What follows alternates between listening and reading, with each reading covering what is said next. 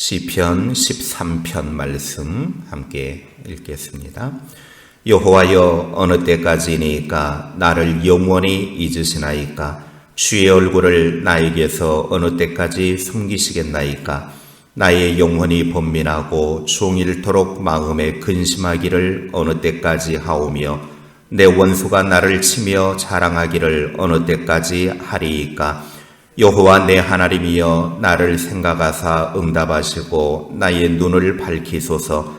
두렵건대 내가 사망의 잠을 잘까 하오며 두렵건대 나의 원수가 이르기를 내가 그를 이겼다 할까 하오며 내가 흔들릴 때에 나의 대적들이 기뻐할까 하나이다. 나는 오직 주의 사랑을 의지하였사오니 나의 마음은 주의 구원을 기뻐하리이다. 내가 여호와를 찬송하리니 이는 주께서 내게 은덕을 베푸심이로다. 아멘.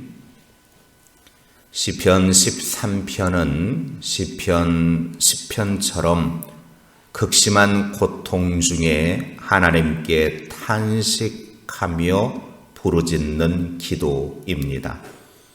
다윗은 낙심되는 상황 속에서도 두려움을 기도의 제목으로 바꾸었습니다. 하나님을 믿는 그리스도인은 예수님이 말씀한 것처럼 아무것도 염려하지 말고 오히려 염려하는 내용들을 기도의 제목으로 바꾸어 하나님께 감사함으로 기도해야 합니다. 다윗이 염려와 두려움 가운데 있을 때 어떻게 행동했는지를 살펴보아야 합니다. 첫째, 진실했습니다. 1절과 2절 말씀을 보십시오. 여호와여, 어느 때까지니까 나를 영원히 잊으시나이까? 주의 얼굴을 나에게서 어느 때까지 숨기시겠나이까? 나의 영혼이 번민하고 종일토록 마음에 근심하기를 어느 때까지 하오며 내 원수가 나를 치며 자랑하기를 어느 때까지 하리이까? 다윗은 아주 극심한 고통을 겪고 있었습니다. 어느 때까지니까 라는 표현을 4번씩이나 반복할 정도였습니다. 원수들이 조롱하고 비웃고 공격하며 대적했습니다. 그런 상황 속에서 하나님은 침묵으로 일관하고 계십니다. 하나님은 자신을 영원히 잊으시는 듯 했고 외면하는 듯 했습니다. 그런 상황 속에서 다윗의 영혼은 번민에 빠졌고 그의 마음은 근심에 휩싸였습니다. 사람이 건강한 정신을 가진 사람은 속상하거나 인생의 무거운 짐을 짊어지고 고통스러울 때 진실해야 합니다. 속이 상하면 속이 상하다고 상한 대로 하나님께 말씀을 드리면 되는 것이고, 두려운 일이 있으면 하나님, 내가 이렇게 지금 두렵습니다. 두렵다고 말씀을 드려야 됩니다. 하나님 앞에서 진실한 사람이 건강합니다. 하나님 앞에서까지도 자신을 속이는 자가 되지 말아야 합니다. 왜냐하면 하나님은 우리의 모든 것을 알고 계시기 때문입니다. 늘 하나님 앞에서 진실한 자가 됩시다. 둘째, 기도했습니다. 3절과 4절을 보십시오. 여호와 내 하나님이여, 나를 생각하사 응답하시고 나의 눈을 밝히소서. 두렵건대 내가 사망의 잠을 잘까 하오며 두렵건대 나의 원수가 이르기를 내가 그를 이겼다 할까 하오며 내가 흔들릴 때에 나의 대적들이 기뻐할까 하나이다. 다윗은 침묵하시는 하나님을 여전히 내 하나님이라 불렀습니다. 하나님은 아무런 응답도 하지 않고 계시는데 그 하나님을 가리켜서 나의 하나님, 나의 하나님, 내 하나님. 여전히 하나님은 침묵하셔도 다윗에게 있어서 하나님은 나의 하나님이라는 겁니다. 나의 문제를 해결해 주지 않아도 나의 대적들을 지금 당장 어떻게 해주지 않아도 하나님을 배반하고 버린 것이 아니라 그 하나님을 나의 하나님으로 인정하고 있습니다. 하나님에 대한 믿음이 흔들리지 않았다 그 말입니다.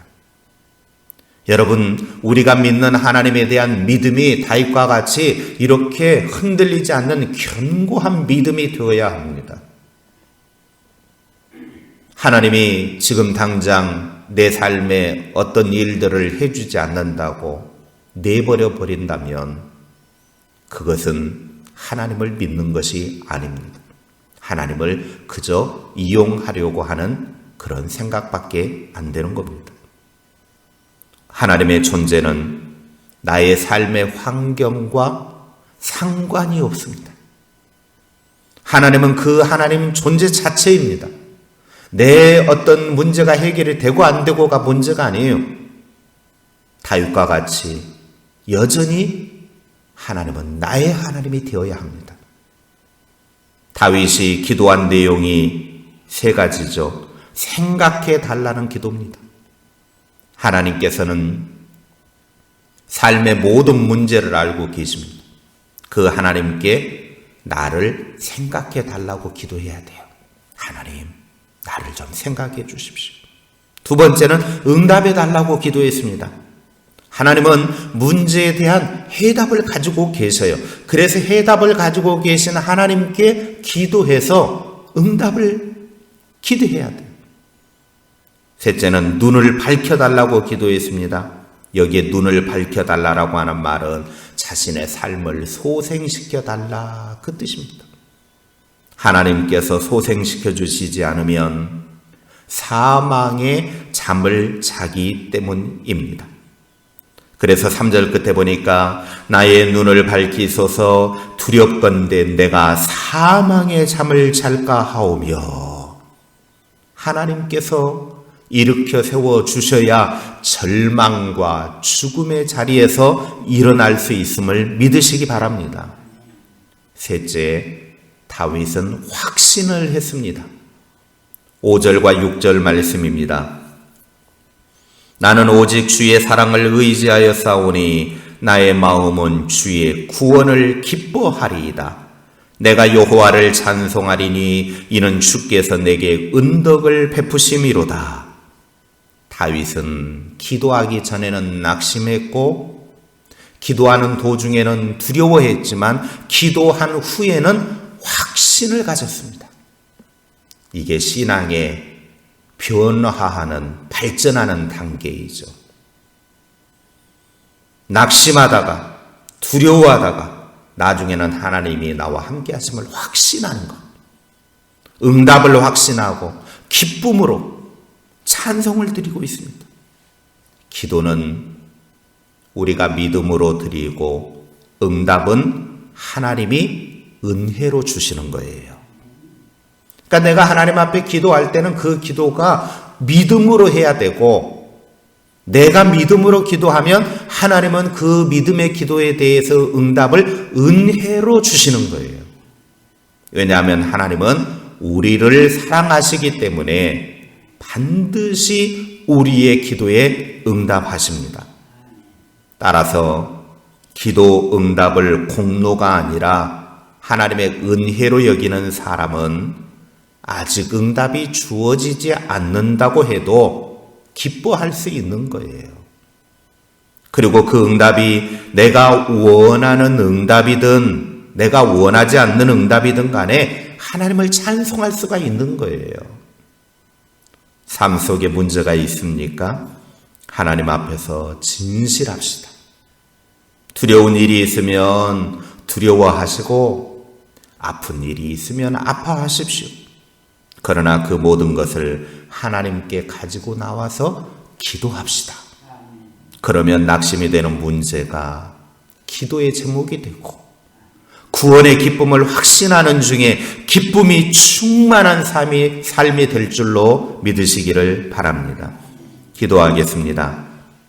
하나님, 다윗이 하나님 앞에서 자기 자신에 대해 진실했습니다. 염려하는 대신 자신의 삶의 문제를 가지고 하나님 앞에 기도로 바꾸었습니다. 우리도 하나님 앞에 진실하여 내 속상한 일이 있으면 속상한 대로 하나님께 기도드리고, 두려운 일이 있으면 두려운 대로 하나님께 말씀드리고, 내 인생에 고통이 있으면 그 고통 그대로 하나님께 말씀드려서 그것을 기도의 제목으로 바꾸어 하나님 앞에 믿음으로 기도하는 자들 되게 하옵소서. 우리가 하나님을 믿고 기도하면 하나님은 우리에게 은혜로 응답해 주실 줄로 믿습니다. 때로 우리가 기도해도 아무런 응답이 없어도 진정한 하나님을 나의 하나님으로 믿는 사람은 그것 때문에 좌절하거나 낙심하지 않습니다. 내가 원하는 응답이 이루어지지 않는다고 그것 때문에 하나님을 버리지 않습니다. 우리로 하여금 다윗과 같은 그런 견고한 믿음, 하나님에 대한 신실한 믿음을 갖고 나아가는 주의 사람들 되게 하옵소서. 오늘도 아버지 하나님 앞에 기도하는 중에 우리 안에 구원의 기쁨이 넘쳐나게 하여 주옵소서. 우리 안에 생명으로 가득 차게 하여 주옵소서. 우리 안에 소망으로 차고 넘치게 하여 주시옵소서. 오늘도 그 하나님을 기대합니다.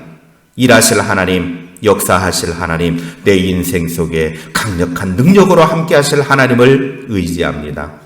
그 하나님과 함께 승리하는 복된 날 되게 하옵소서. 오늘도 하나님 앞에 부르짖어 기도하는 주의 백성들의 기도를 들으시고 그 간구하는 기도가 하늘에 응답되고 이 땅에서는 풍성한 열매로 맺는 복된 기도가 되게 하옵소서.